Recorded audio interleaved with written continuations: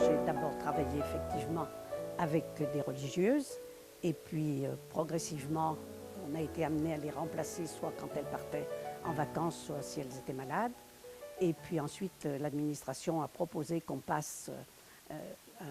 le concours pour être nommée surveillante de service, ce que j'ai fait et j'ai été nommée surveillante en neurochirurgie où je suis restée pendant 4 ans. Et qu'en 1969, j'ai été nommée infirmière générale de l'hôpital neurocardiologie où je suis restée pendant 11 ans. Le fait que j'ai soigné me donnait une certaine, faisait que les surveillantes avaient une très grande confiance en moi et que comme je ne voulais pas m'enfermer dans un bureau en tant qu'infirmière générale, j'allais tous les jours dans les unités de soins, les unes ou les autres, qu'elles aient des problèmes ou qu'elles n'en aient pas, je passais et je passais aussi la nuit pour voir le personnel de nuit. Parce que ce personnel de nuit qui est quelquefois décrié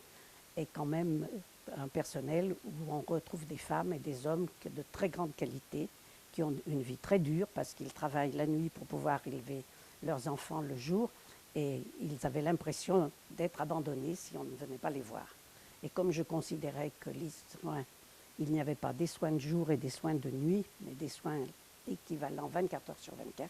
j'avais vraiment fait ma priorité de voir aussi bien le personnel de nuit que le personnel de jour. Les sœurs, d'abord, elles logeaient en général au-dessus du pavillon, donc elles étaient corvéables à merci, ce qui était peut-être un peu exagéré, et on les appelait de jour, de nuit. Bon, moi, on ne m'appelait pas de jour, de nuit, sauf quand je faisais mon tour d'astreinte, mais je venais de mon plein gré le soir pour voir les veilleuses entre 9 h et 1 h du matin, et ensuite je rentrais chez moi, je n'étais pas logée à l'hôpital.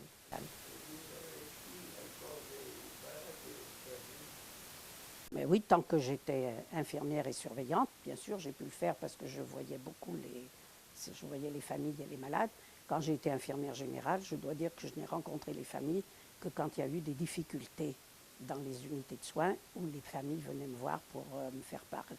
d'un cas qui était un peu difficile. Mais ça a été assez rare et c'est vrai que c'est plus moi, c'était les surveillantes qui à ce moment-là faisaient ce travail. J'ai été très heureuse en particulier dans la carrière hospitalière.